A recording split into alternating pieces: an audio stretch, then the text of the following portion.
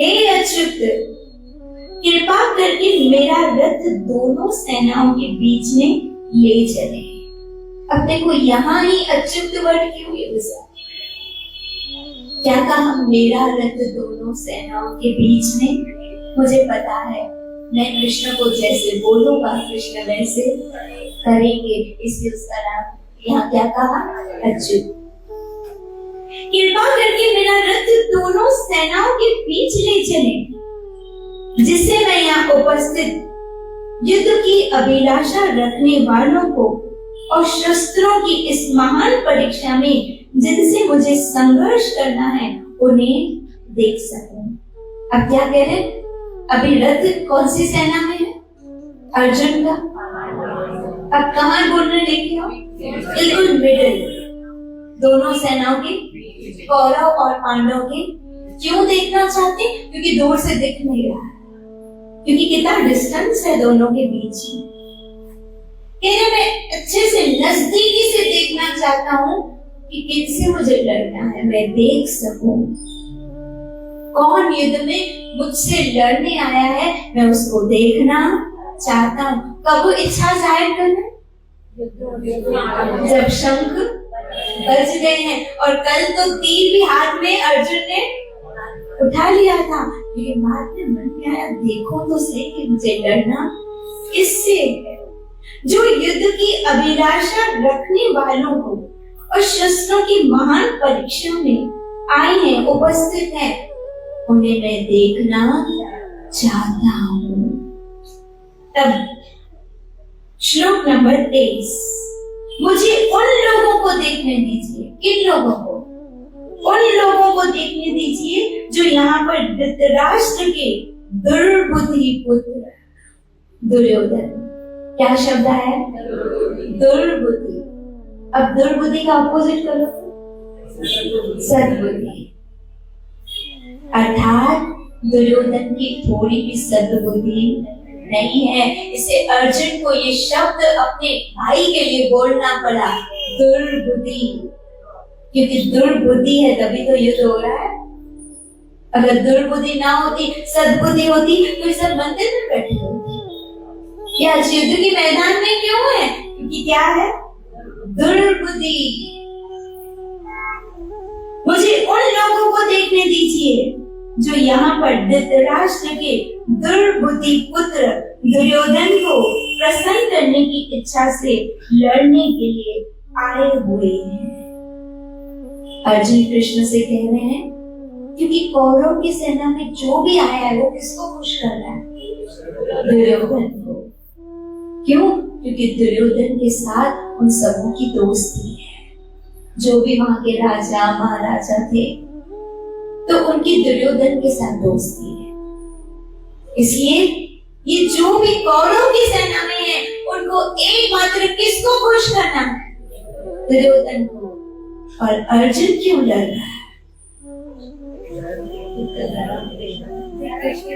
कृष्ण की इच्छा है। आगे आएगा ये बात, आगे क्लियर होगी, क्योंकि अर्जुन की इच्छा युद्ध लड़ने की नहीं।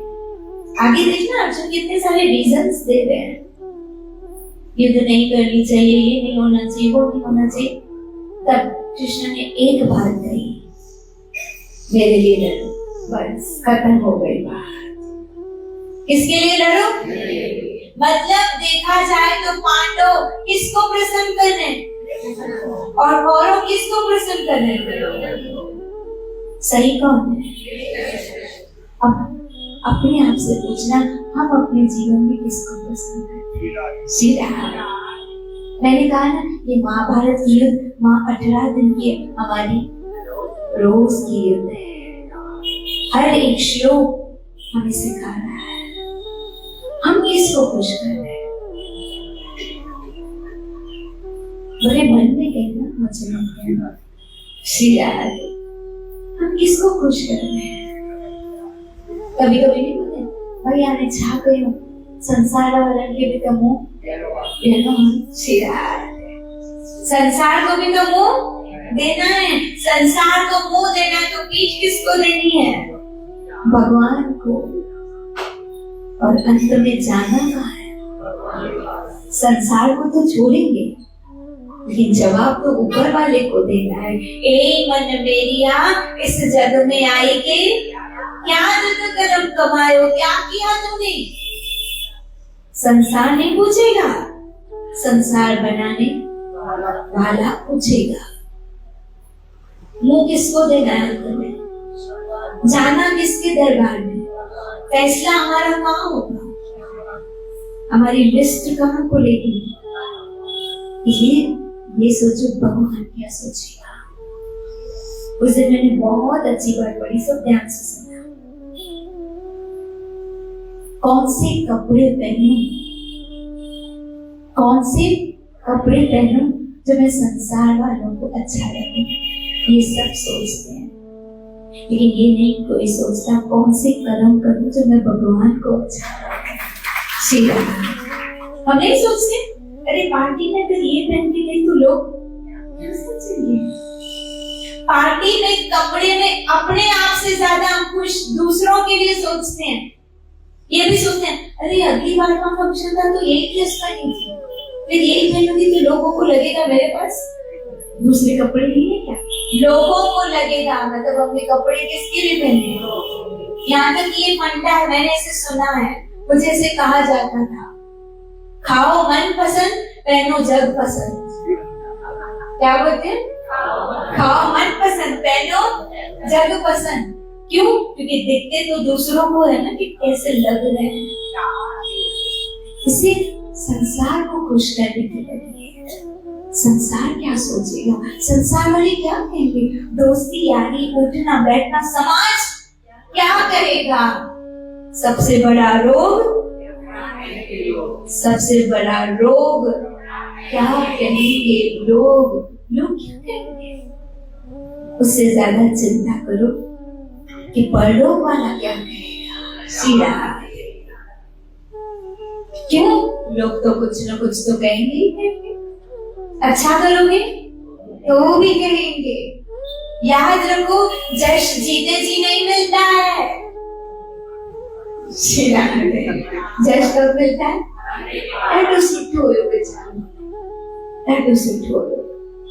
इतनी बहुएं अपने सास के साथ बहुत अच्छा ट्रीट नहीं करेगी, न बेचारी को चाय देगी न कोकी देगी, लेकिन जब मर जाएगी ना, पीछे जब मुझे किया मरी इतनी सुठी होंगे, सोन पान कटी दी हुई पाए, जीते जी बेचारी को एक चाय का कप नहीं दिया, मरने के बाद क्या सुठी हुई और रोएंगे भी, और 12 तक अच्छे वाइट कपड़े भी सिलवाएंगे। गाय को भी क्या पिलाएंगे? चाय डाल के। अच्छा गाय चाय पीते? अच्छा ऐसे भी बोलते हैं अम्मा की निंदाण वाला तो गाय के खाए, बेचारी को जीते जी नहीं खिलाते, ये मरने के बाद गाय को खिलाते हैं। ये सच है? तो याद रखो जीवन काल में जश नहीं मिलेगा, मरने के बाद मिलेगा। लेकिन याद रखो यश हमेशा मरने के, जीते जी किसको यश मिलता है? कितना भी अच्छा करो, कितना भी अच्छा करो, जहां एक गलती हुई ना हम पकड़ लेते हैं, इसलिए उसको खुश करो, थोड़े से खुश हो जाता है। सच बताओ हम भगवान को 1 घंटा देते हैं ना, है ना? 24 घंटे में से कितना समय देते हैं? खुश होता है ना? बाकी 23 घंटे हमारे कहाँ होते हैं? सच बताओ खुश होते हैं? खुश होते हैं? भले मन में हम होते ना बच्चे नहीं खुश होते। मैं हमेशा कहती हूँ संसार के लिए इतना करो, इतना हो जाता है, और भगवान के लिए इतना करो, इतना हो जाता है। श्री राम। पता है मैं सच कहती हूँ, ये जो आप आ रहे हो ना शाम सुंदर बोले के भाई मां सत्य की मना रोज की अच्छी 1 घंटा मुझे देते, 1 घंटा उनके लिए 1 घंटा बहुत बड़ी बात है, बहुत बड़ी बात है। और संसार क्या बोलेगा? किला तो बैठी शादी बाकी शाखी श्रीराम थे। इसलिए संसार को खुश करेंगे कुछ हाथ में आने वाला। अब दुर्योधन को खुश करने के लिए जो भी लोग आए, क्या हुआ? मर तो सभी जाएंगे, श्रीराम विनाश हुआ उनका। लेकिन जो कृष्ण को खुश करने आए ना, उन पे कृपा हुई। पता है कैसे? जो भी पांडवों की सेना में मारे गए सब भगवान के नाम में गए। कहाँ गए? क्यों? क्योंकि भगवान को प्रसन्न करने आए थे, धर्म के पक्ष में आए थे। जो भी है, जो भी वहां सैनिक थे, छोटा से छोटा सैनिक, और तो और जो हाथी था, जो गोरा था, उनको भी मुक्ति मिल गई क्योंकि वो कृष्ण के पक्ष में थे। समझो, क्योंकि उन्होंने कृष्ण को खुश किया। इसे भक्त का वर्णन कहते हैं कि अरिचाया तो कि परचाया दस को। क्यों? क्योंकि भगवान की लिस्ट कोई बहुत बड़ी नहीं है। हाँ, हम जो भगवान को देते हैं वो लिस्ट बड़ी है, लेकिन भगवान की हमारे लिए लिस्ट बड़ी, वो आपके एक घंटे से भी खुश है। खाली बोलते सती गीता बोलता था श्री राम, वो खुश है आपके एक घंटे से। इसलिए कुछ लोग हैं जो संसार को खुश कर रहे हैं, और वो लोग भाग्यशाली है जो भगवान को खुश कर रहे हैं। कोशिश करो। मैं फिर कहती हूँ, लोग कहते हैं कौन से कपड़े पहनो जो संसार वालों को अच्छा लगो, ये नहीं सोचते कि कौन से कर्म करूं जो संसार बनाने वाले को अच्छा लगे। सोचा करो, ऐसा क्या करूं जो श्याम सुंदर को मैं अच्छा लगूं। मैं आऊं और श्याम सुंदर के चेहरे पे स्माइल हो, ये मुझे बहुत अच्छी लगती है, ये मुझे बहुत अच्छा लगता है। वो इंडिकेशन हमको मिलना चाहिए, वो रेस्पॉन्स मिलना चाहिए। आप श्याम सुंदर से आई कांटेक्ट करते हो? आई कांटेक्ट मतलब बिल्कुल आंख में लाके, कैसे हो श्याम सुंदर, कैसा लग रहा है, पूछो उनसे। मैं आगे 2 मिनट खड़ी होके मैं पूछती हूँ, Shyam Sundar are you okay, are you satisfied, खुश हो, अच्छा लग रहा है? फिर मैं बोलता हूँ आज वो बुलवाना जो आप बुलवाना चाहते हो, श्रीराम, जो आप चाहते हो वो बुलवाना, जो मैं चाहूँ वो मत बुलवाना, क्योंकि मैं तो इंसान हूँ, कुछ गलत सलत में बोल दूंगी। आप मुझसे सही बुलवाना। क्यों? क्योंकि बोलने की शक्ति देने वाले, बुलवाने वाले, सब कुछ करान आप। इसी किसको खुश करना है? कृष्ण को। मैं सच कहती हूँ, आप उससे बात ही करो, इतना आनंद आएगा भगवान से बातें कर। आपको लगे, आप बोलोगे सामने से कुछ जवाब तो आता। अरे भगवान पता है कौन सी भाषा बोलता है? आंखों से वो बात करे और मुख से कुछ ना, जब बोले तो मीठो बोले, कानों में अमृत। आंखों से बात। जब प्रेम होता है ना, जब प्रेम नहीं होता है तो जबान बोलती है, और जब प्रेम हो जाता है तो जबान चुप होती है और आंखें बोलती है। श्रीराम। तभी तो कवियों ने गाना बनाया, आंखों आंखों में बात, क्योंकि संसार सुन लेगा अगर मुंह से बोलेंगे तो। इससे किससे बात होनी चाहिए? आंखों आंखों में बात होने दो। श्रीराम। तो आपकी श्याम सुंदर की आंखें आपको बताएगी, और भगवान की कुछ ऐसी लीला, हमारे श्याम सुंदर की आंखें थोड़ी बड़ी है। श्रीराम। उनकी आंखें आप अच्छे से देखो, है कि नहीं? राधा रानी की आंखें भी बड़ी है, नहीं उनकी भी बड़ी है, देखो अच्छे से, बड़ी बड़ी आंखें हैं। क्यों? उनको पता है बहुत जनों से बातें करनी है, तो चिनाई आंखें कैसे चलेगी? इसलिए हमारे ठाकुर सिंधी खाते हैं, पकोड़ा पापड़, ये तो उनकी आंखें भी क्या है, बड़ी बड़ी, क्योंकि बहुत जनों से आंखें मिलानी है उनको। कितने सारे भक्त हैं उनके, सबसे आंखें मिलानी है। इसलिए आप उनसे बातें करो। आज क्या खाओगे, आज क्या पहनोगे, कैसा लग रहा है। और कभी कभी तो ऐसे बोलती हूँ, आपकी लिखी हुई, आपकी कही हुई गीता आपको सुनाने आपको बुरा तो नहीं लगता है? कृष्ण बोलते मुझे अच्छा लगता है, मेरे शब्दों को मेरे सामने दोहराया जा रहा है, मेरे शब्दों को मेरे सामने, आपकी बात जब कोई रखे तो आपको कितना अच्छा लगता है। जब हमारे बच्चे किसी को बोलते हैं ना, मेरी मम्मी ने मुझे ऐसे सिखाया, मेरी मम्मी ऐसे बोलती है, आपको अच्छा लगता है ना। ठीक इसी प्रकार जब हम कृष्ण की बातें करते हैं ना, तो कृष्ण को, क्योंकि हम उसके बच्चे हैं, हम उसकी बात करते हैं तो उनको अच्छा लगता है। इसलिए मुझे उन लोगों को देखने दीजिए जो यहाँ पर धृतराष्ट्र के दुर्बुद्धि पुत्र दुर्योधन को प्रसन्न करने की इच्छा से लड़ने के लिए आए हुए हैं। यह सर्वविदित था कि दुर्योधन अपने पिता धृतराष्ट्र की साठगांठ से पापपूर्ण योजनाएं बनाकर पांडवों के राज्य को हड़पना चाहता था। क्योंकि दुर्योधन की इच्छा क्या थी कि हस्तिनापुर का राज्य पूरा मेरे हाथ में आए, इसमें इतना हिस्सा भी मैं पांडवों को नहीं दूं। और ये क्या करता था, अपने पिता धृतराष्ट्र को जानबूझ के कोई ना कोई योजना बताता था ताकि राज्य उनके हाथ में ना जाए। अतः उस समय लोगों ने दुर्योधन का पक्ष ग्रहण किया था। वे उसी के समान धर्मी रहे होंगे, अधर्मी रहे होंगे।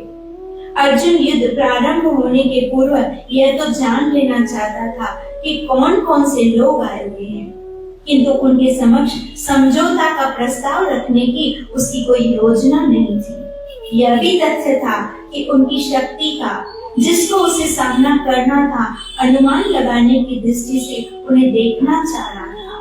यद्यपि उसे अपनी विजय का विश्वास था, क्योंकि कृष्ण उसके बगल में विराजमान। अच्छा, अब यहाँ एक बात लिखी है कि क्या अर्जुन इसके लिए देखना चाह रहा था कि अब भी अर्जुन समझौता करना चाहता है? नहीं, क्योंकि अर्जुन को पता है समझौते का कोई चांस नहीं है। जब तक दुर्योधन है तब तक तो कोई चांस नहीं। तो क्यों देखना चाह रहा था? क्योंकि वो देखना चाह रहा था कि किस किस में कितनी शक्ति है। लेकिन इसका मतलब ये भी नहीं कि अपने आप को कम समझ रहा था। उनको पता है यहाँ शक्ति है और मेरे बगल में शक्ति मान है। आइए श्लोक नंबर 24। संजय ने कहा, किससे कहा होगा? धृतराष्ट्र से। तो धृतराष्ट्र का एक नाम है भरतवंशी। क्यों? क्योंकि भारत का वंश है धृतराष्ट्र, इसे क्या लिखा? भरतवंशी, क्योंकि धृतराष्ट्र उसका वंशज है। अर्जुन द्वारा इस प्रकार संबोधित किए जाने पर भगवान कृष्ण ने दोनों दलों के बीच में उस उत्तम रथ को लाकर खड़ा कर दिया। क्यों किया कृष्ण ने ऐसा? क्योंकि कृष्ण कौन है? सारथी। और अर्जुन कौन है? पार्थ। अब पार्थ जो भी आज्ञा करेगा सारथी को, अब बताओ कृष्ण सारथी बनने तक को भी तैयार हो गया। अपने भक्त के लिए कभी वो किसी भी मामले में चुकते नहीं है कि इसके लिए मुझे। अच्छा, एक और बात बताना, जब अर्जुन कृष्ण जब रथ चलाने लगा तो क्या वो कृष्ण भगवान के पद से उतर गया? नहीं, चाहे वो कुछ भी करे, वो भगवान है। एक छोटा सा उदाहरण, एक बहुत बड़ा पुलिस वाला, बहुत बड़ा पुलिस वाला है, लेकिन घर पे आके बच्चों के साथ खेलता है। कभी कभी तो छोटे बच्चे उसके ऊपर चढ़ जाते हैं। तो ऐसा होता है कि पुलिस वाले की ताकत कम हो गई? नहीं, वो कुछ भी करे, वो पुलिस वाला है। लेकिन उसकी फैमिली में वो कुछ भी कर सकता है, लेकिन बाहर जब भी जाएगा लोग उसको सल्यूट करेंगे, क्योंकि वो पुलिस वाला है। तो पुलिस वाला अगर घर में कुछ भी करे, अपने पत्नी को हो सकता है किचन में खाना बनाने में मदद भी करे। ऐसे नहीं बोलेगा मैं पुलिस वाला के जैसा किचन में रुकूं, पुलिस वाला होने के साथ साथ वो एक पति भी है, वो एक पिता भी है, वो एक भाई भी है, वो एक बेटा भी है। जैसे उसकी पुलिस की जिम्मेदारी है, वैसे घर के प्रति भी उसकी जिम्मेदारी है। इसका मतलब वो पुलिस के पद से नीचे ठीक इसी प्रकार समझ लेना। कई लोग ऐसा कहते हैं, इसके लिए समझा रहे हैं, अरे कृष्ण ये कौन सा भगवान है, ये तो रथ चलाने वाला है। श्री राम, रथ चलाना ये भक्त के प्रति उनका प्रेम है, स्नेह है। इसका मतलब वो भगवान के दर्जे से नीचे आ गए, ऐसा नहीं है। कृष्ण भगवान था, कृष्ण भगवान है, कृष्ण भगवान ही रहेगा।